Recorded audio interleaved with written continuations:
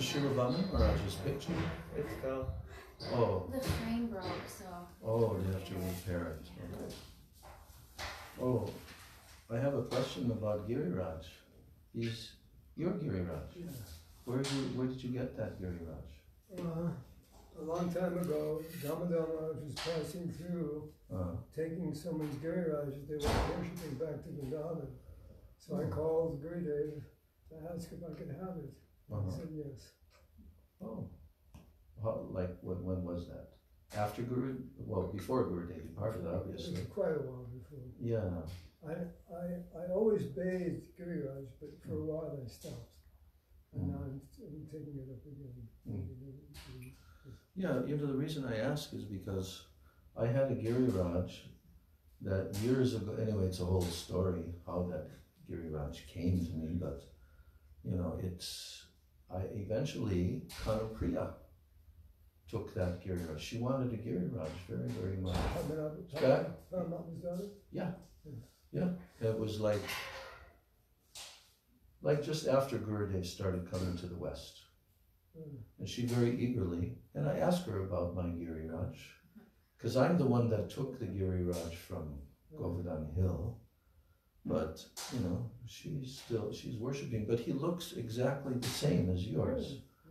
That exact shape, So I was just wondering, is that the Giriraj that I... Well, actually, I stole it from her. No. Okay. Day after tomorrow is Shivaratri. And today is Sri Ishvara Puripad.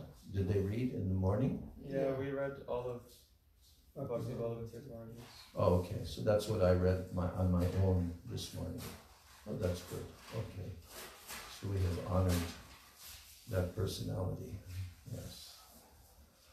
Okay, so Shivaratri, my question is, are we going to have... Oh, Jaigo's here. Yeah, right.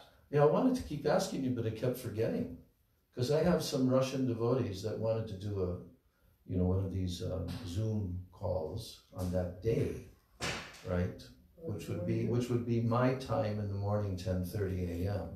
Yeah, we celebrate that at 11, like the normal. So it is a full celebration day. Yeah. Because I'll inform them then that I'm not going to do the Zoom call on that day. Yeah. And the Ekadasi feast and speaking up till 2, the whole thing. They have like that. Okay. Yeah.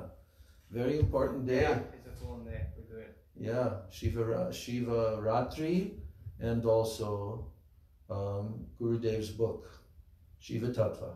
Yes. That book, it requires some real in-depth reading at least once a year. Because a lot of the tattvas are very subtle. And I remember hearing way back when we first kind of started celebrating with Gurudev, Shivaratri Day, then I remember reading, I can't remember who was saying it. It could have been Srila Vaman Maharaj in one of his articles in the Harmonist, but he was talking about how that tattva, Shiva tattva, is a very specific tattva. And it's a very subtle tattva. There's no one else that has that tattva except for Lord Shiva, And it takes, in the Shiva Tattva book, which I haven't read probably in the last year, since the last Shivaratri, it's stated there how you have to look at Lord Shiva from the different perspectives. What was it called? Something gata. Tattva gata vichar and rasa gata vichar. There's like three different, and you have to look at Lord Shiva from those different angles. So, and then there's so many leelas and pastimes weaved into that. But then there's also the perspective, one of those, Tattvagata Vichar, is the perspective of the post and the person. There's a difference between the post and the person.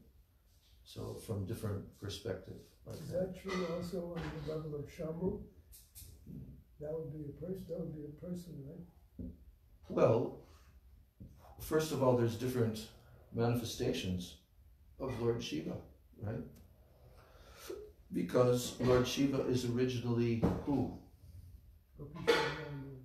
Yeah, but technically by Tattva, Sadashiv. This is the reason why Gurudev, specifically, even in Gaudiya Vedanta Samiti, not all follow as Gurudev followed the appearance day of Lord Shiva by observing Ekadasi, And why? Why observing Ekadasi? Because Vishnu Tattva. Because if you read the manifestation of how Lord Shiva manifested in the beginning of creation and so forth, it's like he's one of the created beings, right? And then the Rudra manifestations and Shambhu and all of that. But in the spiritual world, which is the origin of these other expansions of Lord Shiva, he's originally Sadashiv, and Sadashiv is Vishnu Tattva, right? We know that.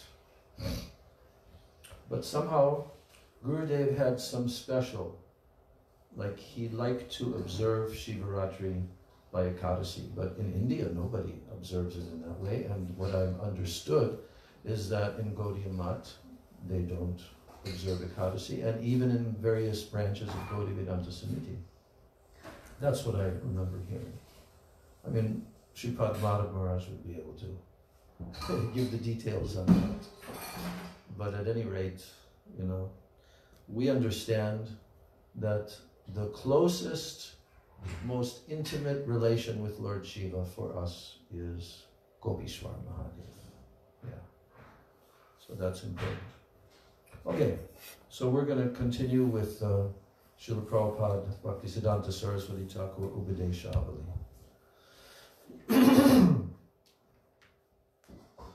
Gurve Gaurachandraya Radhikaya Itadalaye Krishnaya Krishna Bhaktaya Tadbhaktaya Namo Namaha.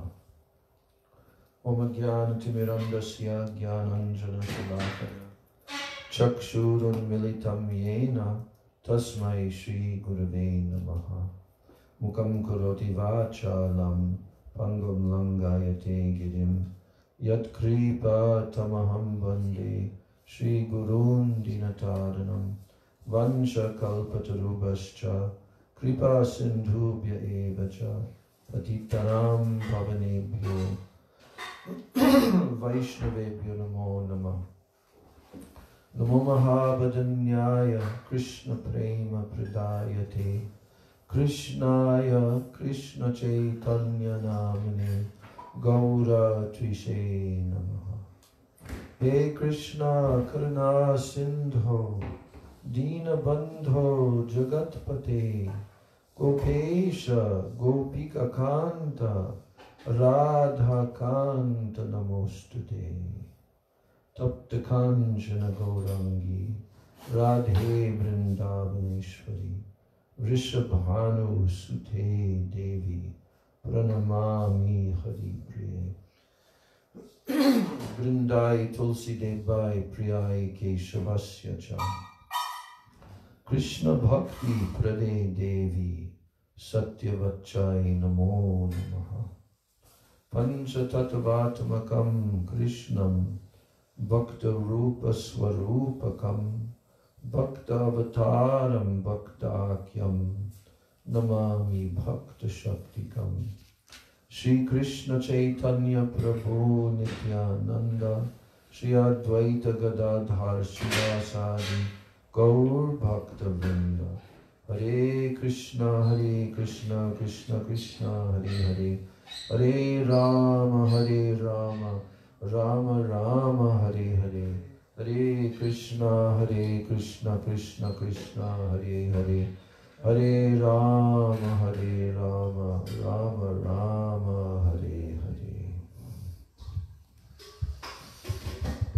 First of all, I'm offering my Dandavat Pranams, my Shraddha Pushpanjali at the lotus feet of my most worshipable beloved Gurudev, Nitya Lila Pravishta Om Vishnu Pad, Paramahansa Astatarasata Sri Srila Bhakti, A.C. Bhakti Vedanta Swami Maharaj Srila Prabhupada.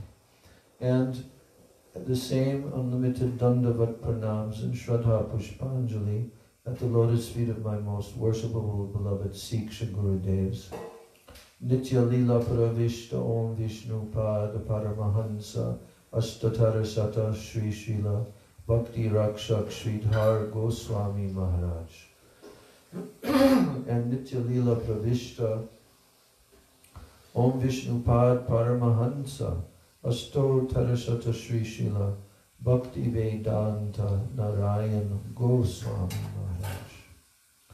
My Dandavat Pranams to all of my Sri Sri Rupanuga Guru Varga, and my Dandavat Pranams to all the Vaishnavas and all the Vaishnavis.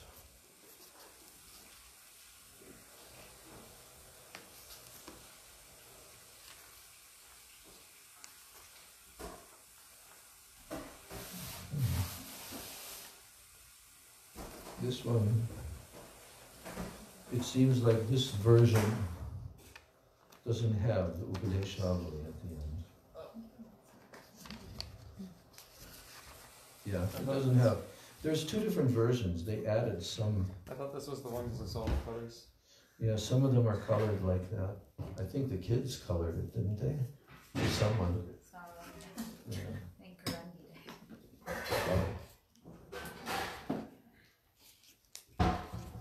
Okay, this one has.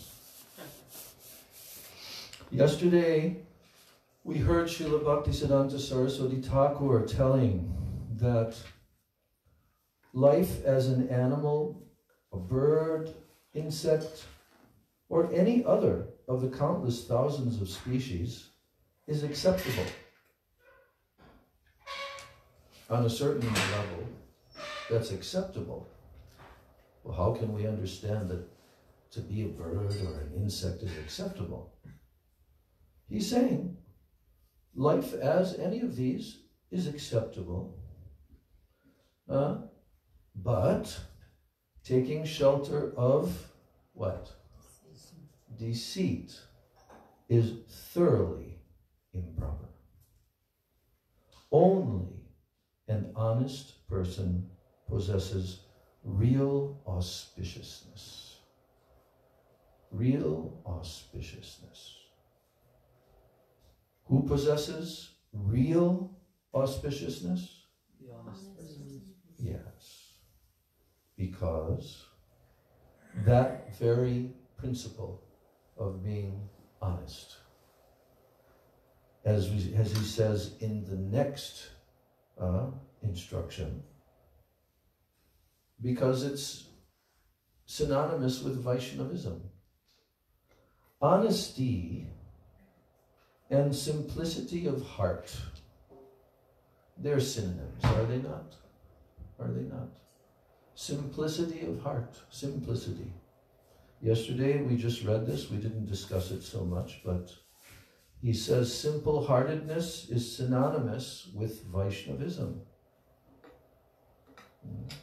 You cannot be a Vaishnava, actual Vaishnava, without simple-heartedness.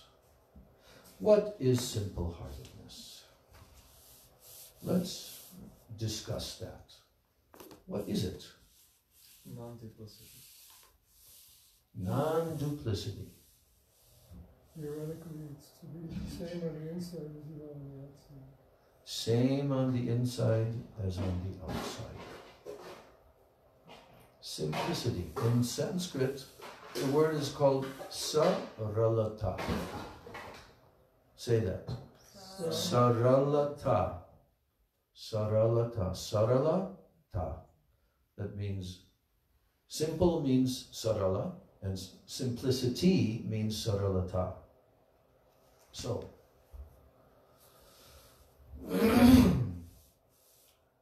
you know, yesterday we were mentioning how in the Manasiksha, Srila Raghunath Das Goswami has addressed various subtle contaminations which will have to be purified.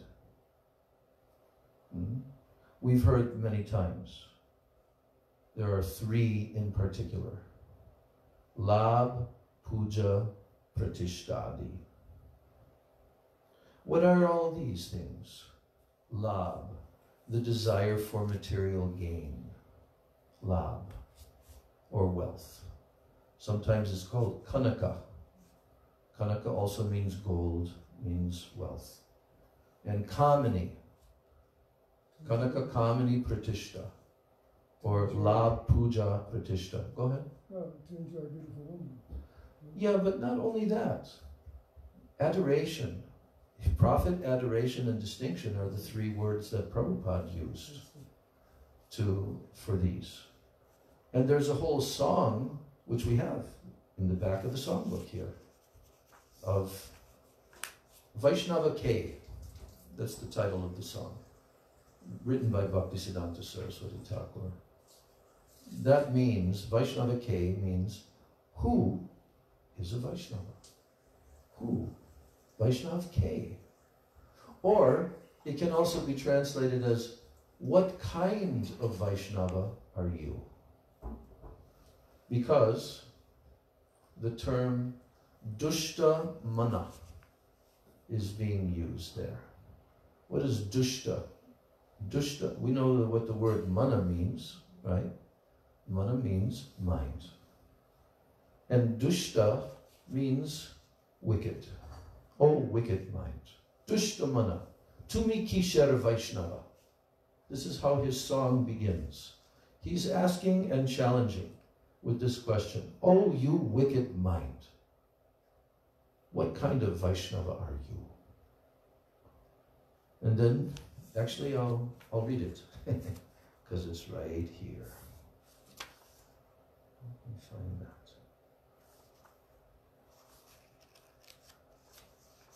This is a great appendix in the back of this. It's got the Gopi Gita, and it has the whole Brahma Samhita prayers, all in one place.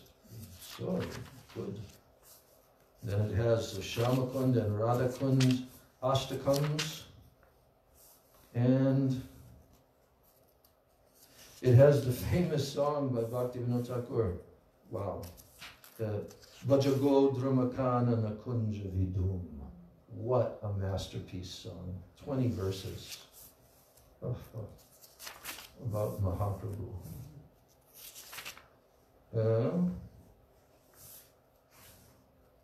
Here it is. Okay. Now I found it.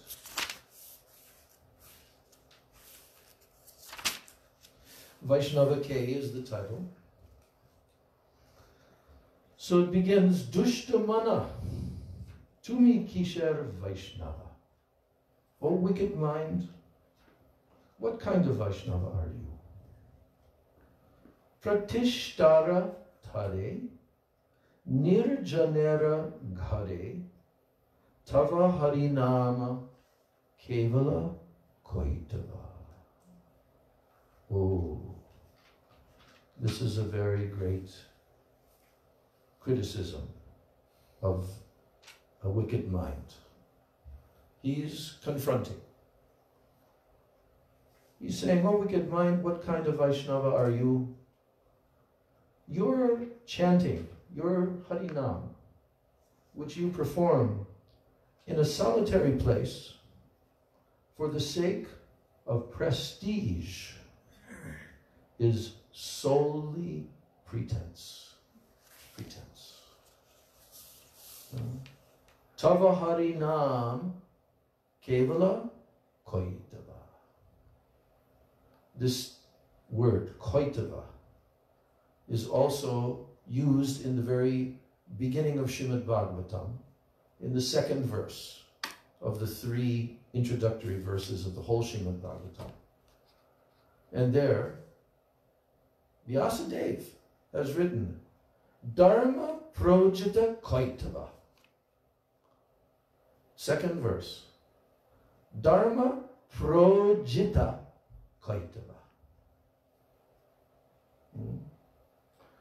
What does that mean? That means Projita means it has been completely rejected. What has been rejected in this Srimad Bhagavatam? What has been rejected? Dharma Projita Kaitava. Kaitava Dharma. The word Kaitava. And Kaitava is translated by Srila Prabhupada as cheating Dharma. Cheating. Kaitava. Here, the word pretense is used. Pretense means you're pretending. You're trying to trick someone. You're trying to cheat someone. You're trying to... yes. Hiding something. So, Bhaktisiddhanta Saraswati Thakur wrote this song. It's one of his most important compositions, which Param Gurudev read this entire song in his article for the Vyas Puja of Bhaktisiddhanta Saraswati Thakur in one of the Harmonist magazines. He read this article, and why did he read the article? Because he said, this is the most important message from Srila Prabhupada to all of us. He wrote this for all of us disciples of his. To expose, to make it clear what is real worship of Krishna, Vaishnavism, and what is not. So I'm opening to here because it's the same thing that he's telling here. He's saying that taking shelter of deceit, it is thoroughly improper. And only an honest person possesses real auspiciousness. Then he says, simple-heartedness is synonymous with Vaishnavism.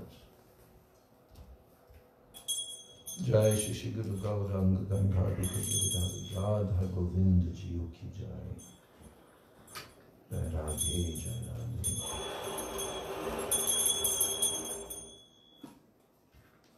So in this Upadesh, he's saying that simple-heartedness is synonymous with Vaishnavism. Servants of a Paramahansa Vaishnava should be simple-hearted, a quality which makes them the topmost Brahmanas. Yes. This is the quality. So in the song, he has addressed this tendency of the wicked mind to try to draw pratishta, fame, name, recognition, to try to draw that towards oneself by doing what? What is called nirjan bhajan. Solitary bhajan, and chanting Harinam in solitary. Okay? Did Srila Bhaktisiddhanta Saraswati Thakur approve of that for his disciples? Why didn't he? Why did he not approve of it? I mean, the 6 Goswamis of Vrindavan, the direct disciples of Mahaprabhu, they did quite intense solitary bhajan in Braj. There's one story about Vaishnava who didn't want... We need the mic. Yeah.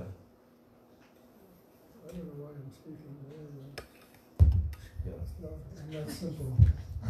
There's one story of a Vaishnava who used to prefer not to interact with his godbrothers who didn't take prasadam because there was betrayal. Oh, that's Bhakti Vigyan Bharati Maharaj's story. Yeah. Yeah. And nor would he associate in general with them. And I think it was Bhakti. He was a newer devotee. Yeah, later he come came to the back. mutt. Later he came back. Right, but when he was a new devotee, that fault was noticed. Right. And because he was afraid of their pajalpa and their whimsical behavior, but he was told better to associate with them with that than to chant on your own. Yeah, to go away. Because at least you have some attachment to the devotees. He predicted that that tendency of that devotee would gradually take him away from the mutt life, which it did. Although he came back in later in his life, right? But at that time, he was keeping himself away from interacting with the Vaishnavas in a very casual and friendly way, taking prasadam together, laughing, joking, this, that, you know. Did you read that? Yeah, this is one of the stories Srila Bhaktivedanta Bharati was told. And but that was due to his feeling that he's from a Brahmin caste, and to mix in this casual way is basically Maya, you know. So that was not beneficial for him to think in that way, and it was also noticed by the senior Vaishnavas there, and that was what they had predicted, that unfortunately, because he has that tendency, and what did happen in the course of time, his mother was arranging, okay, now we're finding a wife for you, this and that, and then he got pulled away from living as a brahmachari in the mutt. See? Here's the thing though, Harinam Bhajan, when it is done in seclusion by a not fully developed Vaishnava, put it that way. A Vaishnava who has not yet surpassed anartas and so forth, then it will not be successful. But for an advanced Vaishnava, they can do, obviously, they're completely on the transcendental platform. But the advanced Vaishnavas, generally, they always take a position of guru and to help the other jivas. So they'll live in the mutt, but they'll do their intensive deep bhajan like our Gurudev did for 50 years, living in his small room in Mathura and doing his intensive bhajan in the association of the Vaishnavas. And you can see how Srila Gurudev, he was very light-hearted. And at the same time, he could be hard as a thunderbolt. But Gurudev, even in his later years touring around the world, this became kind of the, I don't know what you call it, like the mode of Gurudev's entourage. Especially Padmanabha Maharaj, Rajanath, they would always be joking. Many jokes. Because you know what Gurudev told? Brajanath Prabhu always tells this when he talks about the first tour, and as they're going to the airport in the car, and they're asking Gurudev, so what will you do on this tour? What is the purpose of your tour? Or Gurudev started to tell, this is the purpose of our tour. So it was 3 things. Do you remember what they were? To take the dust to the places where Swamiji went. On the mic, because...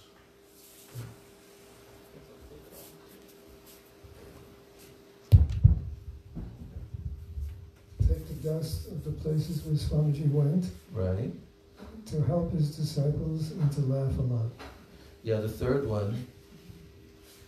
And we will laugh a lot. So, you know, Srila Gurudev always kept that kind of mood surrounding him. Sometimes very serious, but a lot of the time lighthearted, joking, you see.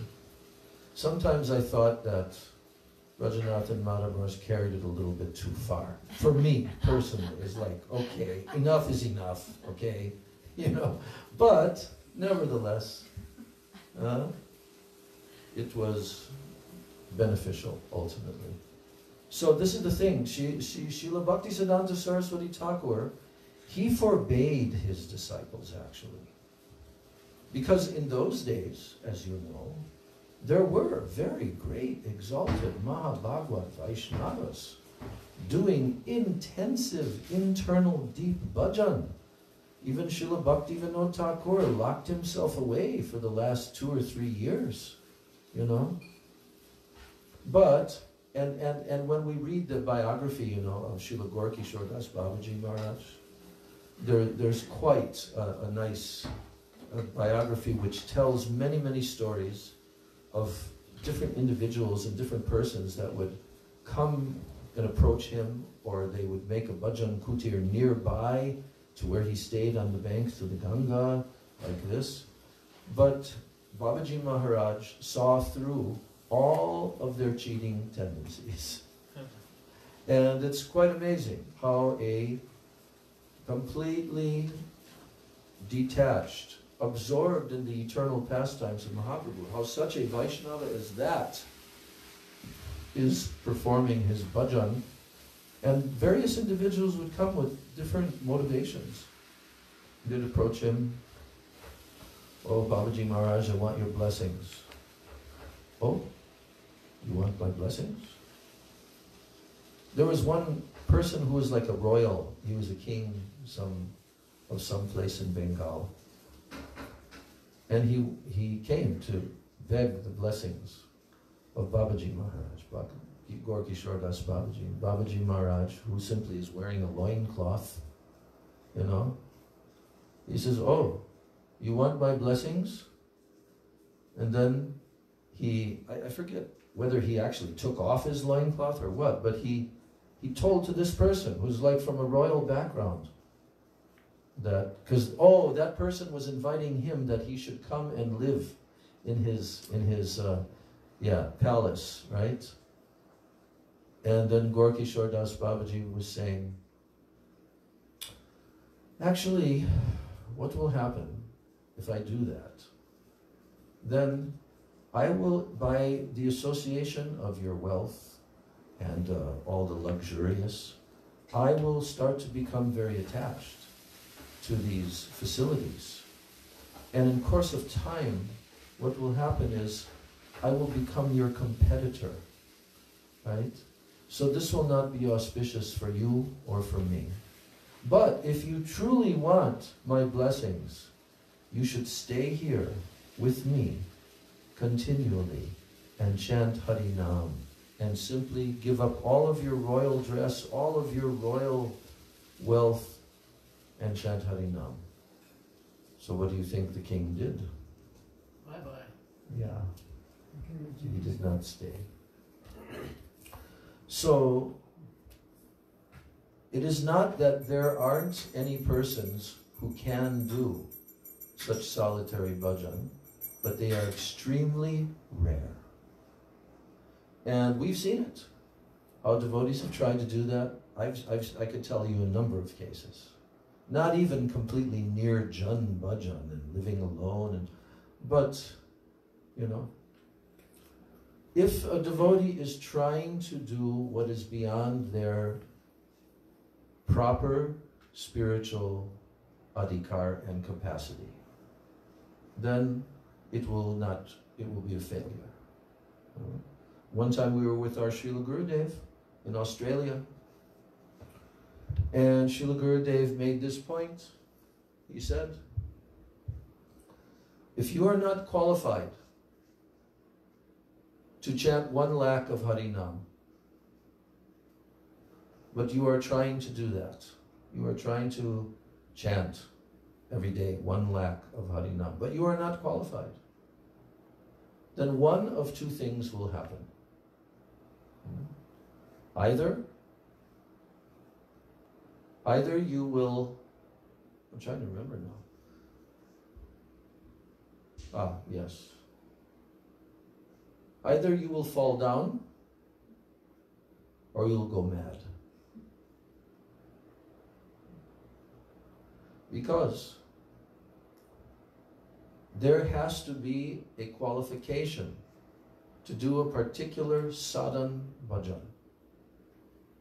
And here, Bhaktisiddhanta Saraswati Thakur is actually exposing, what is your real motivation? Oh, you want fame. Because in India, persons who are doing solitary bhajan, they become known by the locals. Oh, you know, there's this sadhu every day, he's so absorbed. But what is the cheating tendency of the mind? Oh, yes. Pratishdasha gore. Pratishdasha tare. That means you are simply doing this for the sake of prestige. Yes. How does someone gauge the difference between trying to make some advancement in sadhana and trying to perform sadhana that's beyond their qualification? So, for example, it seems like you could use that as an excuse. Oh, I'm not advanced enough. I'm not going to chant or do this or that because I'm not qualified yet. So how do you understand, I guess, your own qualification to do different kinds of sadhana? Well, first of all, let's use Srila Bhaktisiddhanta Saraswati's order to his disciples as an example. What did he want from his disciples? In his society, his Gaudiya Mat, he wanted his disciples to engage in the preaching mission and to do that in the mood of service. The chanting was quite secondary. Srila Bhakti Rakshak Sridhar Maharaj told what he wanted from us was the mood of seva. Sevon mukata. This is the chief mood. And even if the Harinam, for the sake of accomplishing so many different services in the preaching mission, would be diminished, then he said, at least minimum you should chant 4 rounds. Don't let your mala fast. Never let your japa mala fast. He said, malika upavasnoi. Malika upavasnoi. Don't let your malika, your japa beads, go fasting. But what he wanted mostly was the mood of seva. Srila Sridhar, you can read it in one of his books. So let me finish the train of thought. So we should know that if we can, with the mood of seva and service mood, endeavor and chant a tremendous amount of 1 lakh daily and so forth, and we can do that, then it may be possible. It can be done by a householder, it can be done by a brahmachari, it can be done by a vanaprastha or sannyasi. But the qualification has to be there. Otherwise, what will happen, as Gurudev told, in course of time, you will fall down.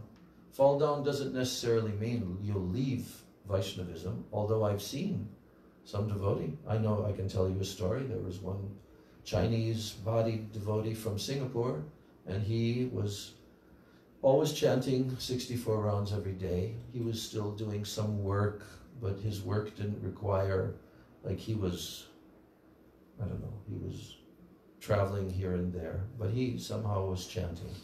And one day, this is while Gurudev's still on the planet, he sent his beads back to Gurudev, and he said, I made my effort to chant 64 rounds a day, which is what you wanted us to try to do, right? But I have not gained proper advancement. I have not achieved anything. So the process doesn't work. I'm sending my beads back. You see? What does that mean? It means you fell down from bhakti. You stopped doing bhakti. That's what Gurudev was talking about. if a neophyte devotee attempts to do beyond their capacity in their true adhikar, then that will happen. But if someone is chanting sincerely, but they're not doing much seva outwardly, then in course of time it will show whether or not you can do this. Understand? It will show in course of time. It will be understood by the outward symptoms. Okay? So, you know, when Srila Prabhupada first came to the West, he wanted to see if his disciples could chant 1 lakh every day, 64 rounds. And he tried. That was before really anything was developing. But the preaching mission, that was the urgent call of the day, that the preaching mission should somehow or other get jump-started, and the temple should be established, and the conditioned souls should be coming and hearing. So that was the urgency. But nevertheless, Srila Prabhupada, if they could, he wanted to see if they can chant 1 lakh.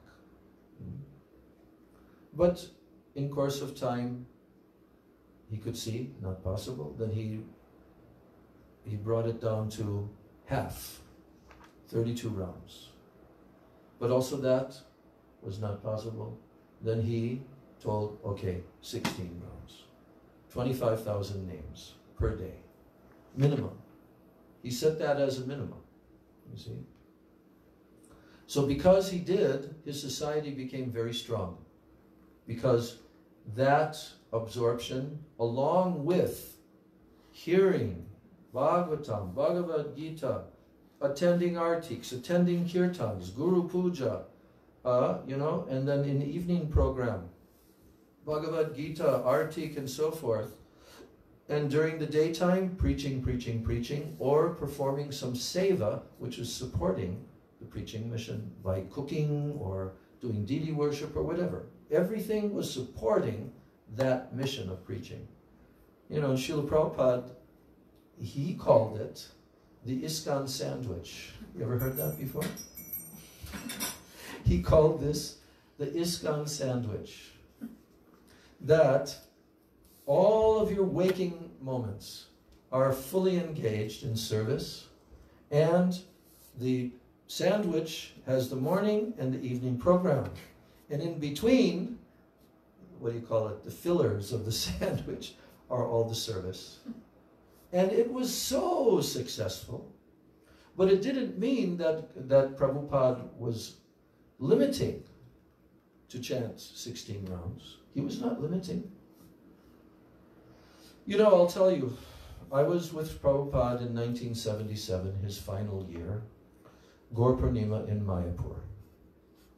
And we know one of his disciples that used to travel with him as a Sanskrit editor. Now I'm forgetting his name.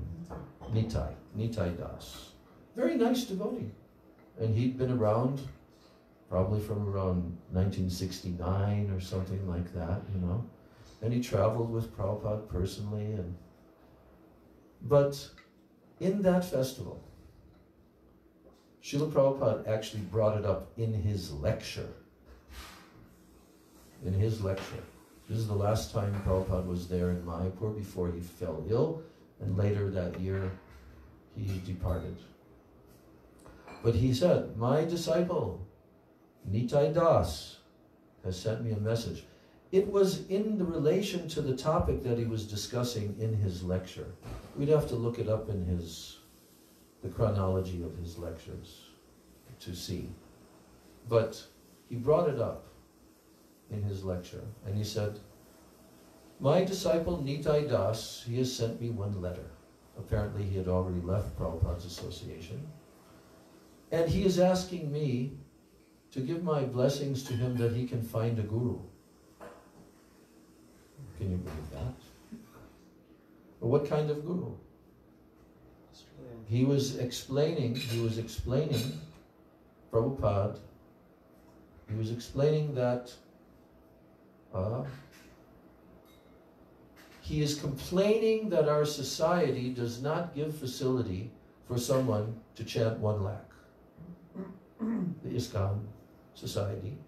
So he wants to find a, bhajan Siksha Guru or whatever. He did just, Prabhupada did not like that letter from him.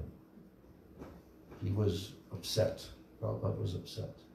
But Prabhupada brought up this point that he is complaining that, we are not giving facility for someone to just simply chant all day long and to do Harinam Bhajan, right?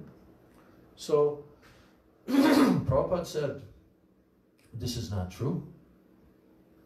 We are prepared to give all facility to someone who can do this. If someone can do this, we will absolutely provide everything they need. But you cannot do. And if you try to do, you will simply, eventually, think of sex life and sense gratification, and you will sleep. That will be what will happen. He says, but if someone can do, we are prepared to give all facility. Our society exists for that. You see?